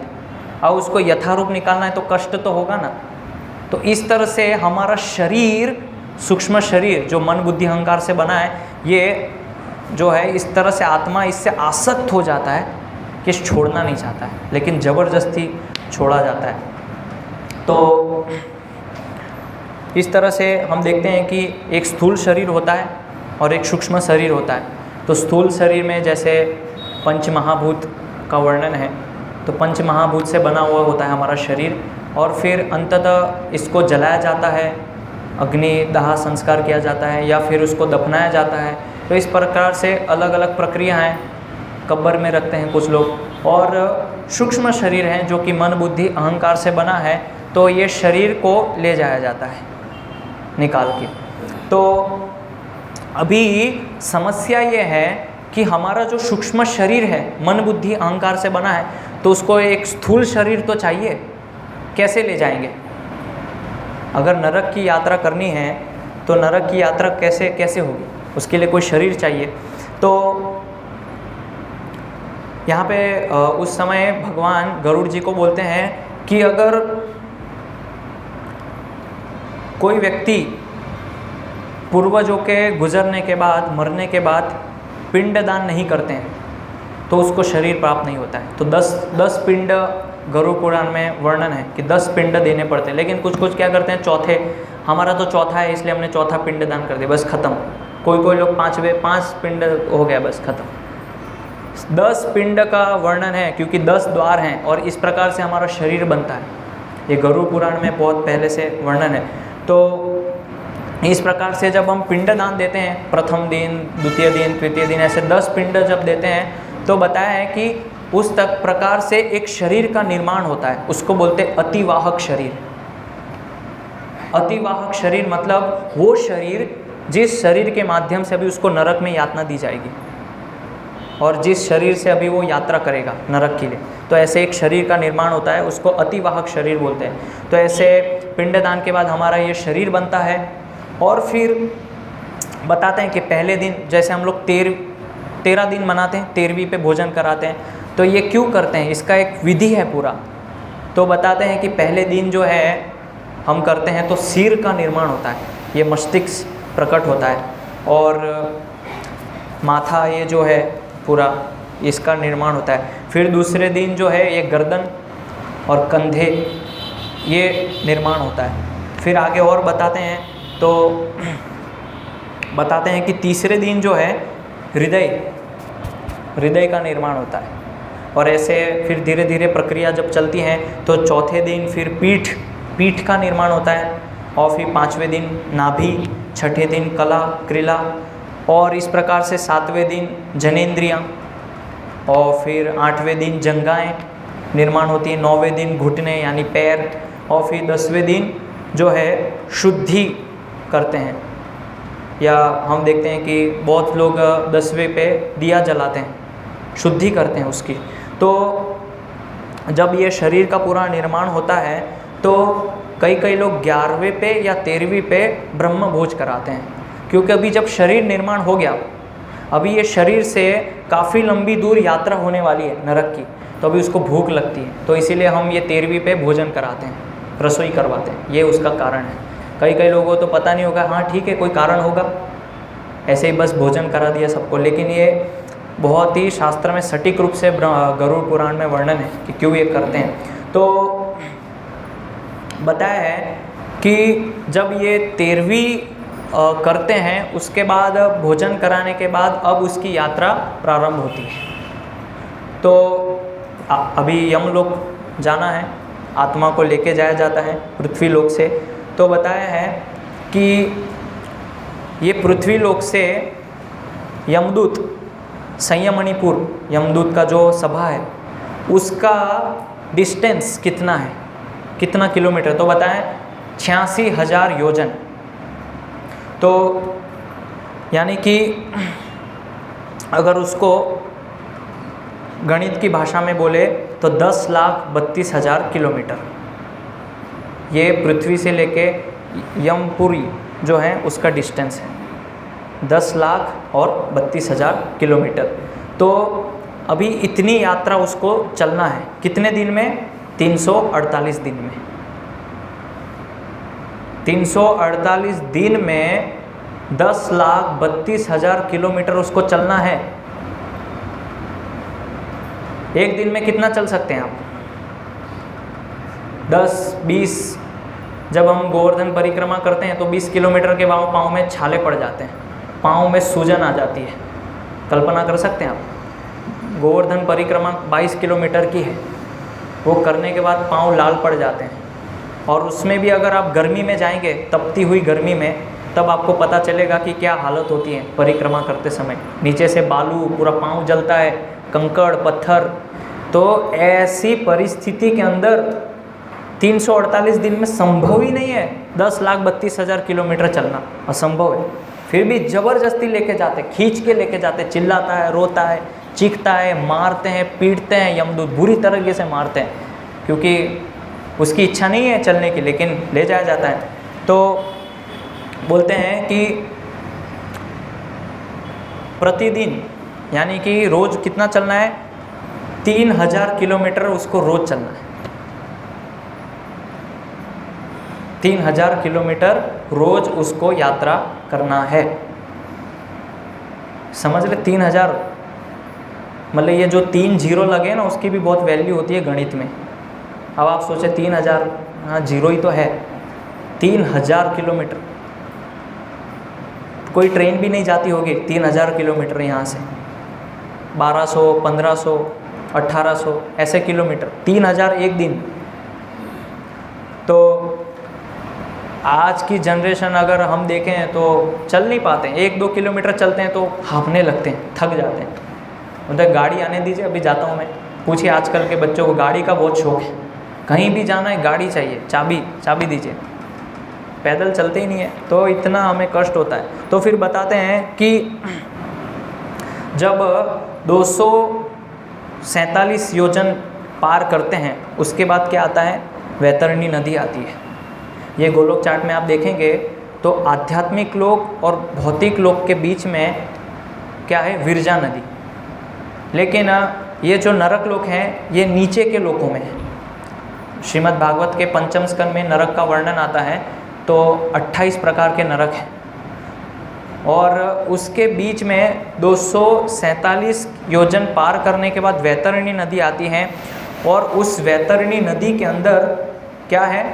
गंगा जल नहीं है, खून, मल, मूत्र, रक्त, मांस, मज्जा, इस सब वस्तुओं से बनी हुई वो नदी है। उस नदी में से उस व्यक्ति को गुजरना पड़ता है, इतनी खराब हालत होती है। तो अभी बताते हैं कि ये वैतरणी नदी के बाद जब हम जाते हैं नरक की ओर, तो 16 स्टेशन पड़ते हैं बीच में, अलग अलग स्टॉप। जैसे मान लीजिए आपको नर्मदापुरम से भोपाल जाना है, तो बीच में आएगा मंडीदीप है, और भी है बहुत सारे स्टॉप, मुझे याद नहीं आ रहा है अभी। मंडीदीप है और क्या क्या है, अब्दुल्लागंज है, गंज और बरखेड़ा, बुधनी, कितने सारे स्टॉप आते हैं। तो इस तरह से पृथ्वी लोक से यमपुरी जाने के लिए उसके बीच में 16 स्टेशन है। तो उसमें उसके नाम भी दिए हैं गरुड़ पुराण में। ये भगवान बहुत सटीक रूप से गरुड़ जी को बता रहे हैं। तो बता रहे हैं सौम्यपुर, ये पहला स्टेशन पड़ता है। और फिर उसके बाद है सौरीपुर, और इस तरह से गंधर्वपुर, शैलग्राम, कौंचपुर, विचित्र भवन और दुखपुर, नानाक्रंदपुर, सुतप्त भवन, रौद्रपुर, सीतापुर, बहुभीतिपुर, ये आखिरी स्टॉप होता है बहुभीतिपुर। अभी ये जो 16 स्टेशन है, इसके नाम से ही आपको पता चलेगा इसमें क्या होता है। जैसे कि इसमें एक है विचित्र भवन, इस विचित्र भवन में अलग अलग चीज़ें होती है उस जीवात्मा के साथ। फिर बताया है रौद्रपुर, इतने सारे जीवात्माएं वहाँ पे रुदन करते हैं, अलग अलग चिल्ला रहे हैं, रो रहे हैं, कैसा माहौल, पूरा तमोगुण का माहौल। और तो ये जो बहुभीतिपुर है आखिरी स्टॉप, अगर किसी व्यक्ति ने अपने पूरे जीवन के अंदर थोड़ा सा भी पुण्य कर्म किया है तो उसको इस जगह पे पेड़ की थोड़ी सी छांव मिल जाती है, बस छांव मात्र मिलती है, छाया। अगर थोड़ा भी पुण्य, अगर पूरे जीवन भर पाप किया है तो भूल ही जाइए, उसका कोई गति नहीं है उसकी। तो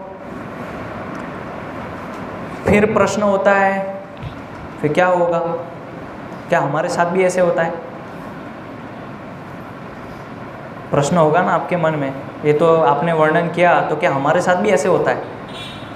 तो गरुड़ पुराण के अंदर बताया है रास्ता सबके लिए एक ही है। ऐसा नहीं है कि स्वर्ग का डाइवर्जन कुछ और है और नरक के लिए, नहीं, रास्ता सबके लिए एक है। इसी रास्ते से गुजरना पड़ता है सभी को, चाहे वो पुण्य कर्म करे या पाप कर्म करे, रास्ता यही है। बस ये है कि जो व्यक्ति पुण्य कर्म करता है उसकी यात्रा थोड़ी सरल होती है।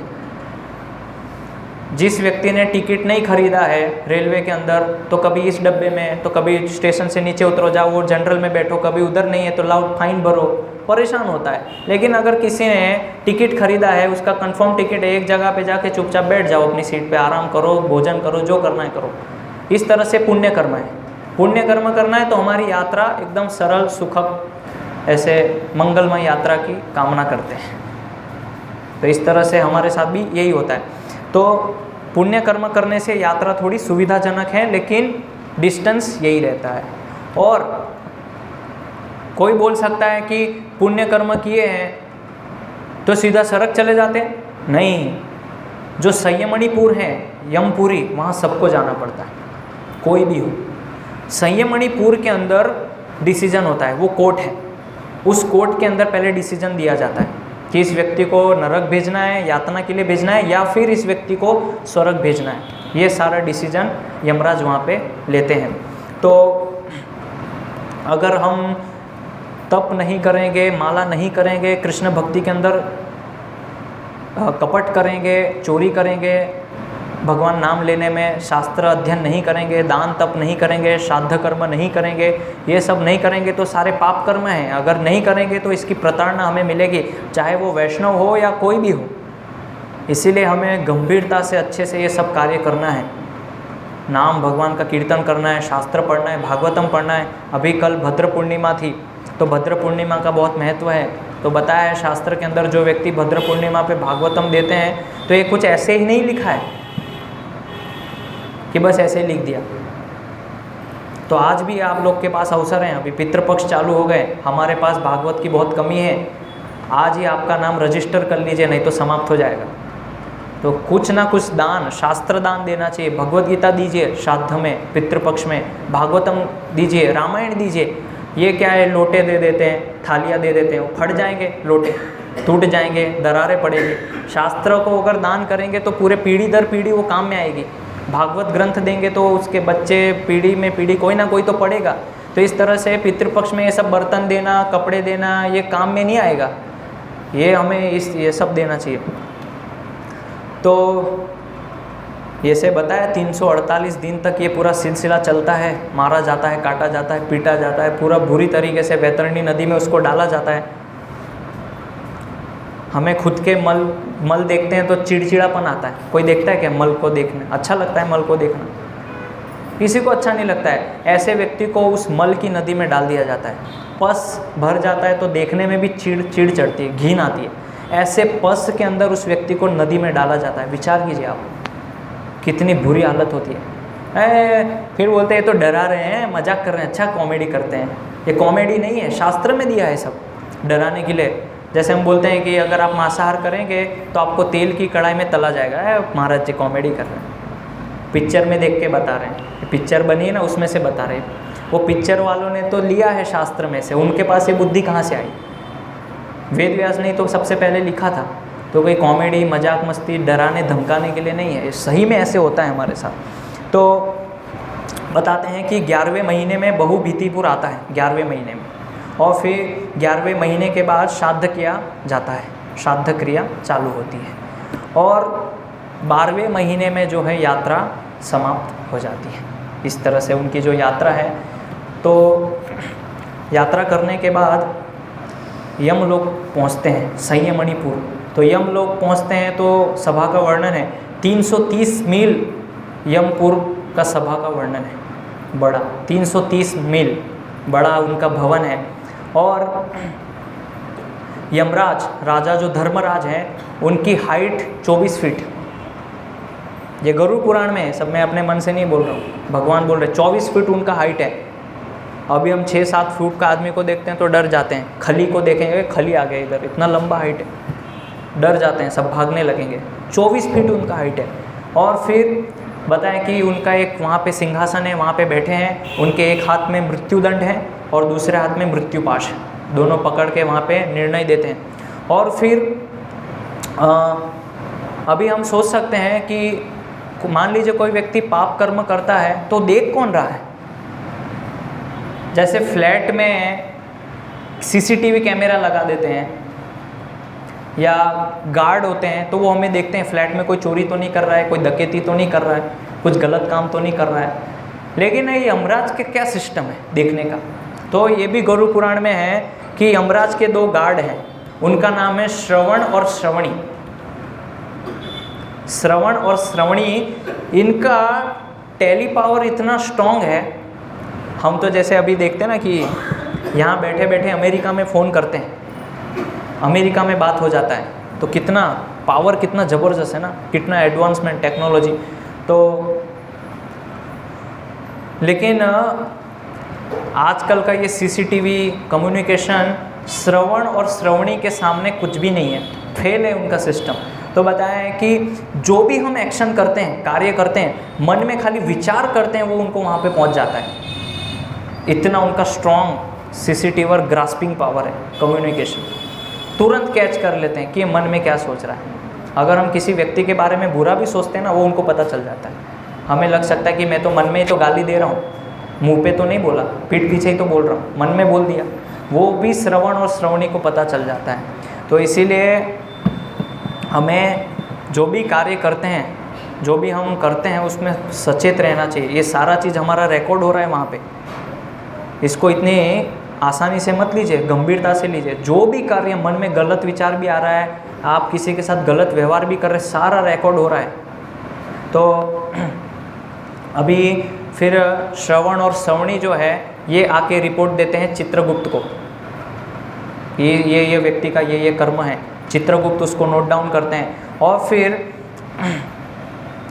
चित्रगुप्त जो है हमें सारे वो चित्र दिखाते हैं जो जो हमने किया। ये देखिए, भगवान की भक्ति करी और भक्ति करते करते मांस भी खाया, शराब भी पी, अवैध यौन संबंध भी किया, सब कुछ 4 पाप किए और साथ में भगवान का नाम भी लिया। सबसे बड़ा पापी है। यमराज को दिखाते, देख भगवान। तो इसीलिए कपट नहीं करना चाहिए कभी भी। कृष्ण भक्ति में स्पष्ट जीवन होना चाहिए। या तो अच्छे से भोग कर लीजिए या अच्छे से कृष्ण भक्त बन जाइए, बीच में मत रहिए, नहीं तो हमारी स्थिति बहुत बुरी हो जाएगी। तो एक स्टोरी आता है रामायण के अंदर, त्रिशंकु। तो विश्वामित्र मुनि जो है त्रिशंकु को अपने आध्यात्मिक बल से ऊपर स्वर्ग में भेजना चाह रहे थे और उनके कर्म ऐसे थे नहीं। तो इंद्र ने सोचा कि ये तो बिना कर्म के ऐसे आएंगे तो ये मुनि तो पूरा सिस्टम ही बिगाड़ देंगे, सबको अगर ऐसे ऊपर भेजने लगेंगे तो नरक का तो सब काम ही ख़त्म ही हो जाएगा।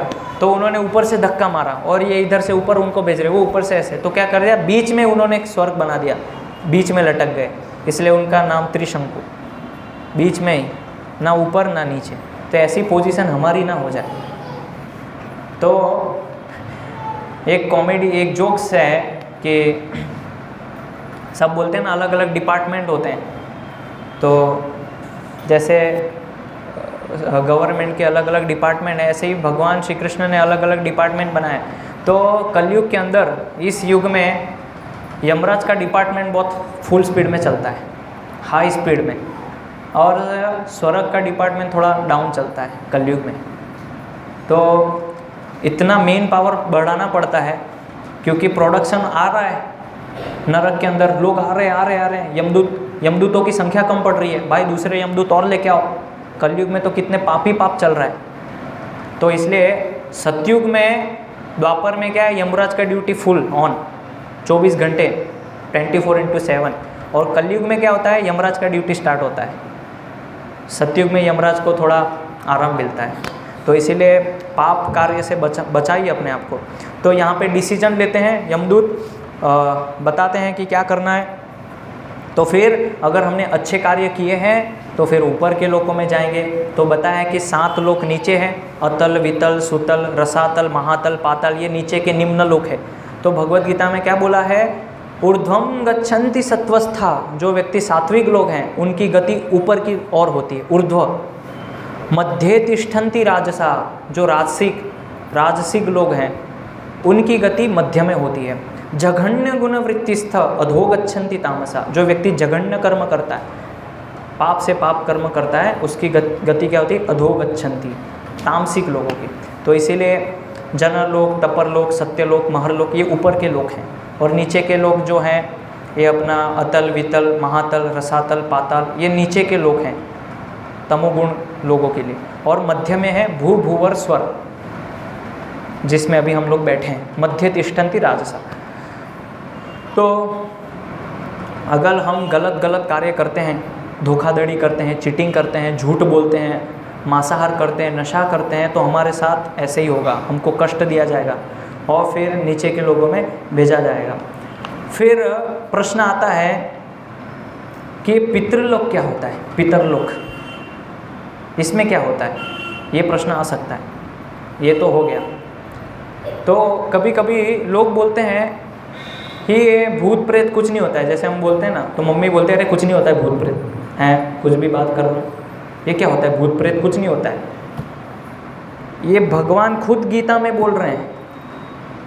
आप कैसे बोल सकते हैं कि भूत प्रेत जैसी कोई चीज़ ही नहीं है। गीता में खुद भगवान बोल रहे हैं, यान्ति देवव्रता देवान, पितृ यान्ति पितृव्रता, भूतानि यान्ति भूतेज्य, यान्ति मध्याजिनोपि मां।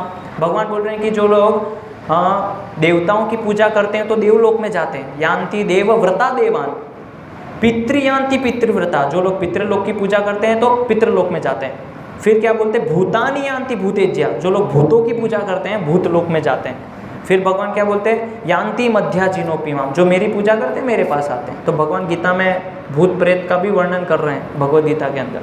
तो ये भ्रम में मत रहिए कि भूत प्रेत जैसी कोई चीज़ नहीं है, ये सब भ्रम है, ये कल्पना है, नहीं, ये वास्तव में होता है। तो बताया है कि कोई व्यक्ति अगर श्राद्ध नहीं करता है, अगर आप भगवद गीता के प्रथम अध्याय में पढ़ेंगे तो अर्जुन भगवान श्री कृष्ण को क्या बोलते हैं, लुप्त पिंडोदक क्रिया, अगर ये सब युद्ध होगा तो पिंडदान ये सारा लुप्त हो जाएगा, इसीलिए युद्ध नहीं करना है। तो उसके तात्पर्य में श्रील प्रभुपाद जी लिखते हैं कमेंट्री में कि जो भी जीवात्मा है उनके पूर्वजों की ऊर्ध्व गति के लिए उनको समय समय पर ये जो पितृपक्ष होता है, श्राद्ध होता है, उसमें पिंडदान करना या श्राद्ध करना आवश्यक है, नहीं तो उनकी गति जो है बहुत ही नीचे जाएगी और फिर इस प्रकार से वो भूत प्रेत बन जाएंगे। क्योंकि देखिए उनके पास शरीर नहीं है। तो ये जो पितृलोक हैं जिनका डिसीजन अभी पेंडिंग है, वेटिंग लिस्ट में है, तो जिनका डिसीजन अभी आया नहीं है उन लोग को पितृलोक में भेजा जाता है कि आप जाइए वहाँ पे पितृलोक में रहिए, अभी आपका डिसीजन जब आएगा तब आपको बताया जाएगा। अब वो डिसीजन कब आएगा ये नहीं पता है। तो वहाँ पे कभी भी ऐसे नहीं कि हम कभी भी श्राद्ध कर दें। जैसे हम रिजर्वेशन करते हैं तो उसका एक टाइम होता है, 11 बजे रिजर्वेशन की टिकट की विंडो खुलती है और 5 बजे बंद हो जाती है। अब आप बोले नहीं मेरी टिकट तो रह गई, मेरी टिकट तो आपने ली नहीं, तो आप लेट आए ना, आपकी गलती है। तो इसी तरह से पितरों को भोजन पहुंचाने का एक समय है 15 दिन का, जिसको हम श्राद्ध क्रिया कहते हैं। तो इस 15 दिन के अंदर ये खिड़कियां खुल जाती हैं, जिसके माध्यम से आप उनको भोजन पहुंचा सकते हैं, और ये भोजन उनके 1 साल के लिए संग्रह हो जाता है, स्टॉक बन जाता है। लेकिन अगर नहीं करते हैं, श्राद्ध क्रिया में ये सब, पितृपक्ष में ये सब पालन नहीं करते हैं, तो फिर उनको ये जो शरीर है वो ढूंढना पड़ता है। जैसे मान लीजिए कि उनको मांस खाने की इच्छा है, अभी हम श्राद्ध क्रिया में मांस तो चढ़ा नहीं सकते, शराब तो चढ़ा नहीं सकते। हालांकि कुछ मूर्ख लोग होते हैं जो श्राद्ध क्रिया, मेरे बाबा जी को जो है शराब पसंद थी इसलिए शराब चढ़ा दी, मेरे दादाजी को मांसाहार पसंद था इसलिए अंडा चढ़ा दी। नहीं, ये भी गरुड़ पुराण में लिखा है कि किस तरह से श्राद्ध क्रिया करना है। तो बताया है कि उस समय कुछ भोग बना के भगवान को अर्पित करके, विष्णु को अर्पित, देवी देवताओं को नहीं, ये भगवान ने लिखा है गरुड़ पुराण में, विष्णु को अर्पण करना है, और उसके बाद वो प्रसाद के रूप में उनको श्राद्ध क्रिया में जो है अर्पण करना है प्रसाद। उसमें प्याज लहसुन ये सब, मांसाहार, शराब, पान खिलाना, बीड़ी अर्पण करना, ये सब नहीं है श्राद्ध क्रिया में वर्णन। तो अभी तो सही जो सटीक विधि है श्राद्ध क्रिया की वो भी लोगों को पता नहीं, सब लुप्त हो गई है। तो इसीलिए हमें ये सब श्राद्ध क्रिया करना चाहिए। तो कोई सोच सकता है क्या भक्तों के लिए भी ये आवश्यक है, जो भक्त हैं? तो बताया है कि हालांकि जो कृष्ण भक्त हैं, भगवान के भक्त हैं, वैष्णव हैं, उनको ये सब कर्मकांड, ये सब विधि में पढ़ने की आवश्यकता नहीं है। लेकिन जब हम भक्त बने तब, इसलिए मैंने क्या बोला कि जिस दिन हम ये सोच लेंगे कि मैं भक्त बन गया हूँ, इसका मतलब भक्त बना ही नहीं है। इसका अर्थ क्या हुआ कि मतलब हमें श्राद्ध क्रिया करते रहना है, और उसको वैष्णव पद्धति से करना है। घर में कीर्तन करवाना है, ब्राह्मणों को, वैष्णव को घर पे आमंत्रित करके कीर्तन करके उनको प्रसाद। अगर ये भी नहीं कर सकते, संभव नहीं है, मेरा घर छोटा है, वैष्णव को नहीं बुला सकता, धन नहीं है मेरे पास, ठीक है, घर के अंदर करताल बजाइए, हाथ से भगवान के सामने छोड़ा खीर बनाइए, भगवान को अर्पण कीजिए, और वो खीर जो है गाय को खिला दीजिए, घर में थोड़ा कीर्तन कीजिए, हो गया, बस। ये विधि है। और ये विधि कहाँ पे है? इसका वर्णन श्रीमद् भागवत के 11वें स्कंद में दिया है कि कैसे करना है। तो इसीलिए अभी ये श्राद्ध क्रिया चालू हुआ है, तो आप सभी उसको समझिए, जानने का प्रयास कीजिए वैष्णव पद्धति से कैसे होता है। वैष्णव को आमंत्रित करें, घर में कीर्तन करें, और भगवान को भोग लगा के विष्णु जी को अर्पण करके, फिर वो जो भोग हैं गाय को या वैष्णव को प्रसाद प्रदान करके, फिर इस तरह से वो जो भोजन है पहुंचता है। तो अभी क्या होता है कि ऐसे पूर्वजों को अगर ये सब हम नहीं करते हैं तो उनकी इच्छाएँ हैं, बहुत अभिलाषाएँ हैं, मुझे शराब पीना है, मांसाहार खाना है, तो वो ऐसे शरीर ढूंढते रहते हैं। कौन मांसाहार कौन खाता है? तो उस शरीर में घुस जाते हैं। कोई शराब पी रहा है, मान लीजिए किसी का मुंह खुला है, तुरंत उसके अंदर घुस जाते हैं मुंह के मारे। बोलता है कि आज तो 1 गिलास और, वो पीता है, 1 गिलास और, थोड़ा और, फिर पीता है, एक आखिरी 1 गिलास। तो बोलता है दोस्त, अरे तेरे को भूत चढ़ गया क्या? कितना पिएगा? घर पे जाएगा तो बीवी मारेगी तेरे को, इतना थोड़ी है, रोज़ तो 1 ही गिलास पीता है। तो शास्त्र में वर्णन है गरुड़ पुराण में कि हमारे 9 द्वार में से कहीं से भी सूक्ष्म आत्मा प्रवेश कर सकती है। इसीलिए बहुत ही शुद्ध सात्विक जीवन जीना चाहिए। कोई हमें नहीं पता, अगर हम गंदा सूंघेंगे, वही मांस मछली अंडे की खुशबू सूंघेंगे तो उसके द्वारा अंदर चले जाएंगे। गंदा गाना सुनेंगे, कुछ ऐसे बॉलीवुड हॉलीवुड के गाने सुनेंगे, उसके द्वारा चले जाएंगे। गंदे चित्र देखेंगे, चलचित्र, अश्लील चित्र देखेंगे, तो आँखों के द्वारा वो प्रवेश कर जाएंगे सूक्ष्म शरीर में, और फिर भूत प्रेत जो है हमारे ऊपर हावी हो जाएंगे। इसीलिए कभी कभी बोला जाता है कि वो लोग कहाँ रहते हैं, तो शास्त्र में वर्णन है कि ऐसे कभी भी खुले के अंदर शौच, पेड़ के नीचे मल त्याग, मूत्र त्याग नहीं करना चाहिए। लोग इस स्थान पे रहते हैं, अगर हम इस प्रकार से सावधानी नहीं रखते हैं तो हमारे ऊपर ये लोग हावी हो जाते हैं। ये सब सावधानी रखना है। इसीलिए कभी भी एटलीस्ट कम से कम वैष्णव को, भक्तों को बहुत ही सोच समझ के कहाँ पे हम क्या कार्य कर रहे हैं वो सावधानी पूर्वक करना चाहिए, नहीं तो हावी हो जाएंगे तो खतरे में आ जाएंगे हम लोग। इसीलिए वो लोग ऐसे शरीर में घुसते हैं और फिर वो भोग करने का प्रयास, वो सोच रहा है कि मैं पी रहा हूँ, आप नहीं पी रहे हैं, आपके अंदर जो आत्मा प्रेत प्रवेश किया है वो पी रहा है। आप तो रोज़ एक ही गिलास पीते थे ना शराब का, आज 10 कैसे पी गए? रोज़ तो आप 4 रोटी खाते थे, आज 20 रोटी कैसे खा गए? 500 ग्राम रोज़ चावल खाते थे, आज 1 किलो खा गए। ये हम नहीं कर रहे हैं, हमारे अंदर जो ये शरीर, तो इस तरह से पूर्वजों का पिंडदान नहीं करने से ये लोग घूमते हैं प्रेतात्माओं की तरह। और हम लोग क्या है कि कोई श्राद्ध नहीं, कोई हरिनाम संकीर्तन नहीं, घर में वैष्णव को नहीं बुलाना, आमंत्रित नहीं करना, कोई प्रसाद नहीं। और घर में क्या करते हैं आजकल तो लोग घर में ही लेके आते, इतने क्रूर हैं, वहीं पे चिकन मुर्गा सब काटते हैं। ये सब मारने के बाद वो प्रेतात्मा कहाँ घूमेगी?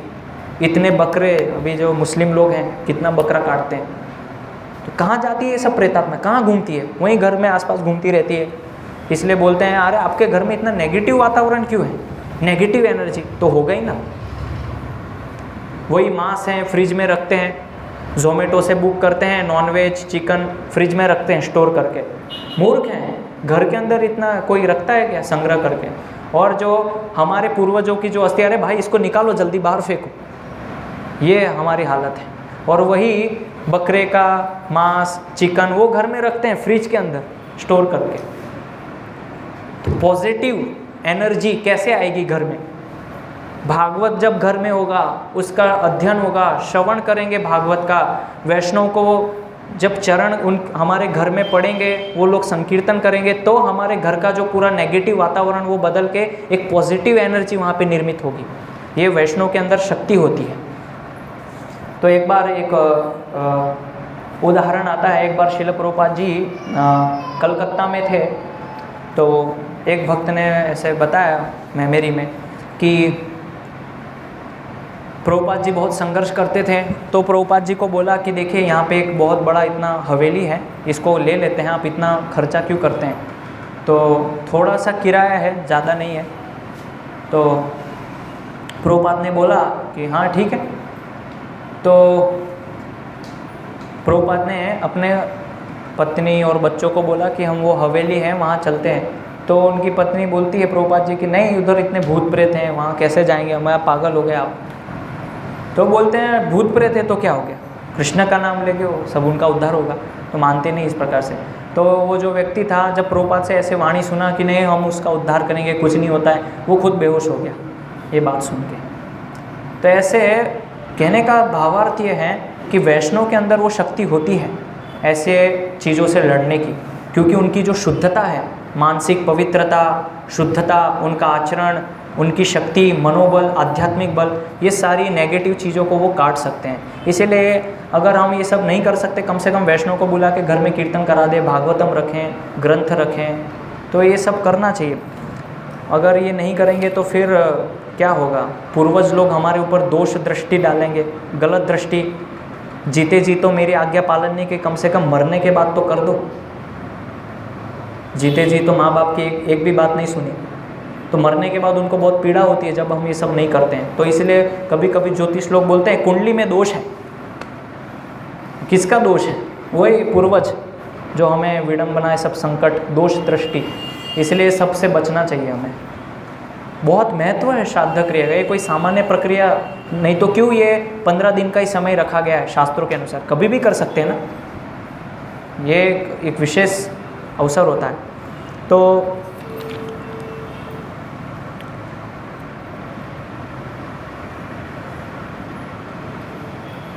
अभी प्रश्न ये है कि जो पितृलोक हैं, तो पूर्वज तक वो पहुंचता कैसे हैं, भोजन कैसे जाता है? तो भगवद गीता के अंदर 10वें अध्याय में भगवान बोलते हैं अर्यमा। तो अर्यमा जो है वो पितृलोक के इंचार्ज हैं। आप भगवद गीता के 10वें अध्याय में पढ़ेंगे तो अर्यमा जो है कौवे हैं, तो इस रूप में ऐसे वो आते हैं और उसको लेके पूर्वज तक वो पहुंचाते हैं। तो हमारा जो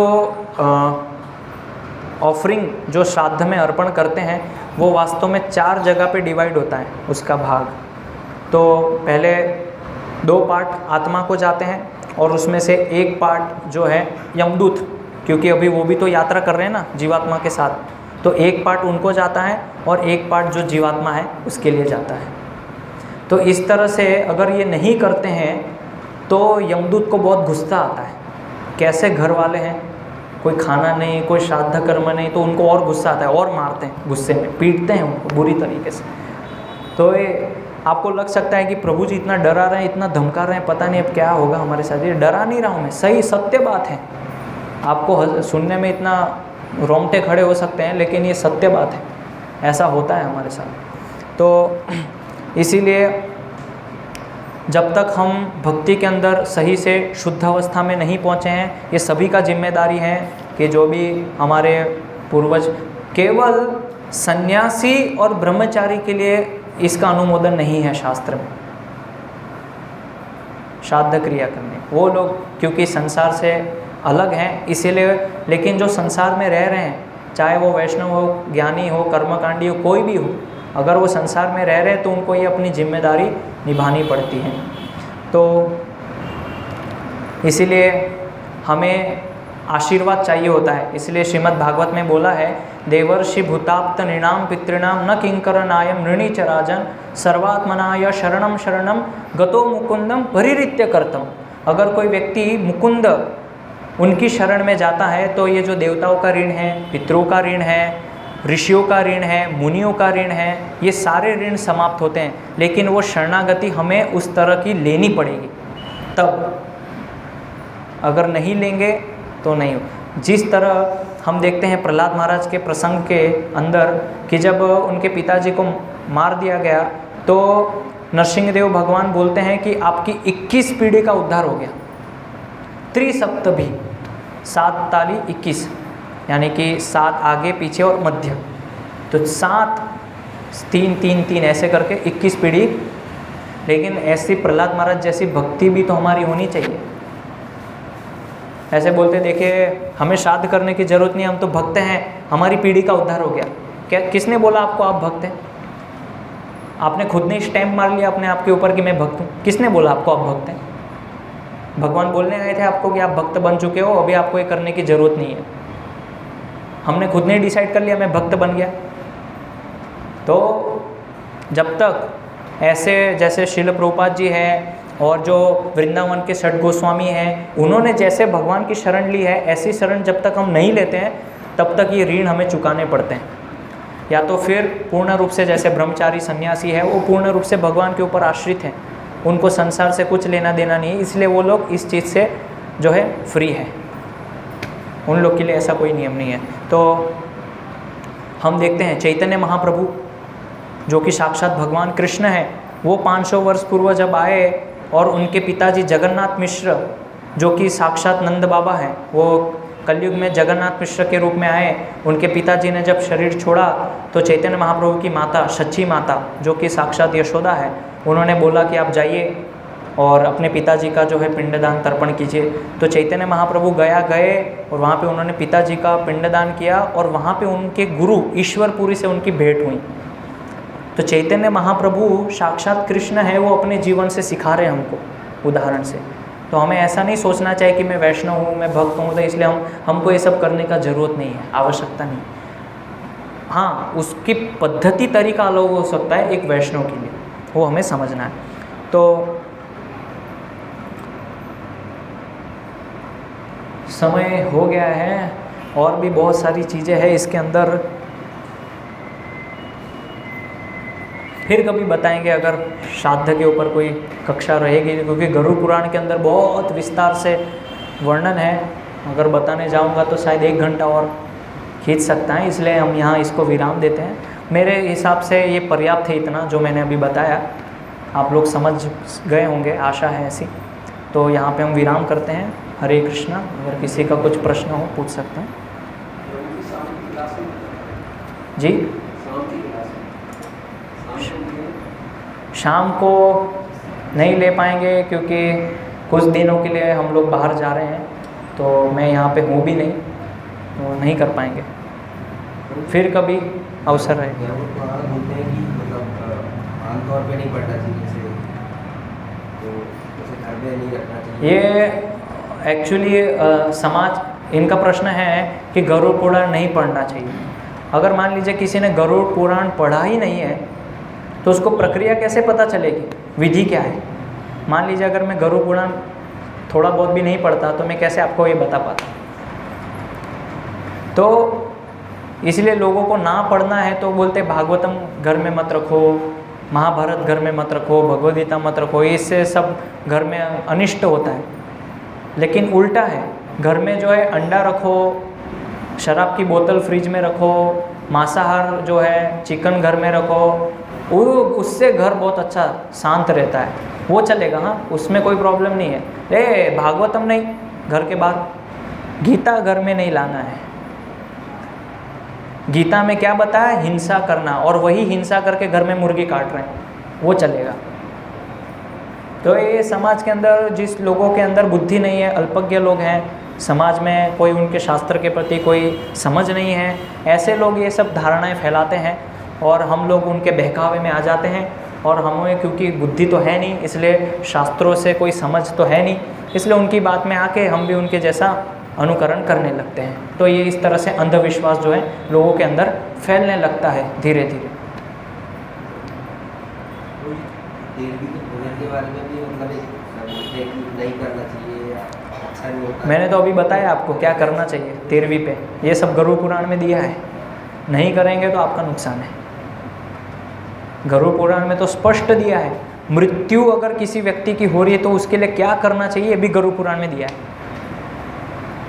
कैसी अगर वो मान लीजिए कोई व्यक्ति शरीर छोड़ा है उस समय क्या क्या प्रक्रिया हमें करना है, ये सब दिया हुआ है उसमें। किसी को नहीं करना है, आपकी इच्छा है, स्वेच्छा है, भगवान ने तो बताया है पुराण के अंदर, नहीं करे करे वो तो आपके ऊपर है।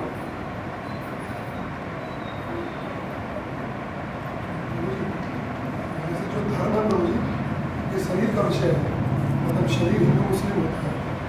जो मुस्लिम है, जो बाकी ईसाई वगैरह है, हम सनातनी जो पिंडदान करते हैं वो वर्ल्ड में केवल बहुत कम संख्या में है, उसके से 50-60 करोड़ हो गए, बस बाकी का पिंडदान तो होता नहीं है। तो ये मन में बड़ा असमंजस वाली स्थिति है, तो वो सारे लोगों का फिर क्या होगा? जिनका हिंदू मुस्लिम ये तो हमने बनाया है, लेकिन मैंने क्या बताया कि जितने भी जीवात्मा इस जगत में है सबकी स्थिति यही होती है जो अभी मैंने वर्णन किया।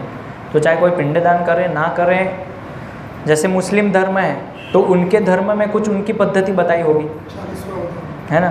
तो अगर वो पद्धति वो लोग पालन नहीं करेंगे तो फिर उनके साथ अनिष्ट होगा। जैसे हम लोग हैं तो हमारे शास्त्र में हम हमारे लिए पद्धति बताई गई है गरुड़ पुराण में, अगर वो नहीं करेंगे तो हमारा नुकसान होगा।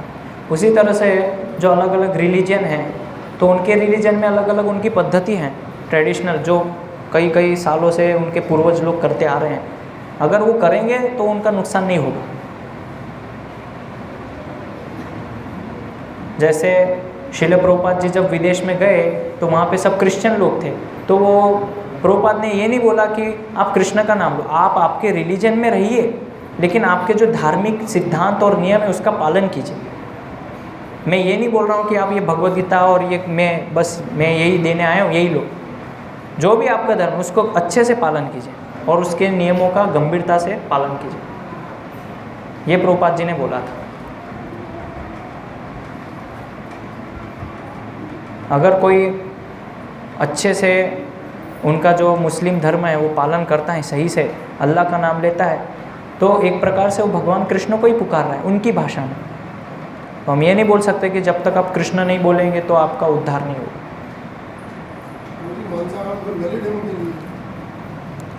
क्यों?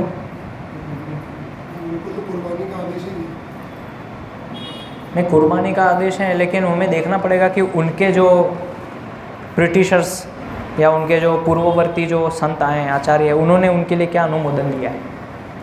जैसे हमारे उसमें भी बलि है, पशु बलि है, लेकिन वो किस तरह से करना है उसकी पूरी प्रक्रिया है ना, प्रोसेस है। ऐसे थोड़ी कि चलते फिरते कहीं पे भी काटना है।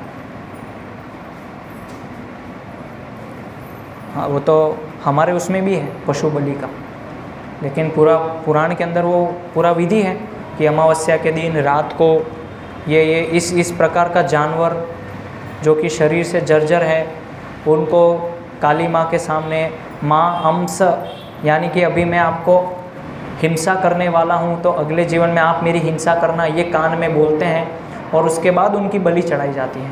तो अगर कोई व्यक्ति इस प्रकार से कर रहा है, मान लीजिए बोल रहा है कि अब मैं आपकी हिंसा कर रहा हूँ, आप माँ अंश, मेरी भी आप हिंसा करना, तो उसको क्या डर नहीं लगेगा? इसीलिए ये सारा विधि। लेकिन अभी तो क्या है, दुकान पे जाते हैं, 100 रुपया किलो चिकन है, ये 100 रुपये की पत्ती निकाली और वो काली पन्नी में चाहिए, सफ़ेद पन्नी में नहीं, क्योंकि दिखाना है ना लोगों को। तो इसीलिए डर है लोगों के अंदर, ऐसा नहीं कि डर नहीं है, शास्त्रों का डर है, लेकिन चूँकि जिह्वा अनियंत्रित है, इसलिए जिह्वा अनियंत्रित होने की वजह से अलग अलग स्वाद चाहती है। तो इसमें हमें मांसाहार भी चाहिए, शराब भी चाहिए, और ऐसी चीज़ें जो शास्त्र के अनुसार नहीं है वो चीज़ें हमें खानी पड़ेगी। अंडा है, ये खाओ, ऐसा खाओ।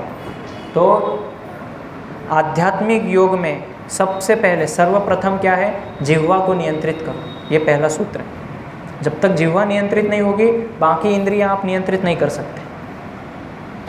इसीलिए तो हम लोग क्या बोलते हैं, कृष्ण प्रसाद खाइए, भगवान को अर्पण करके प्रसाद खाइए।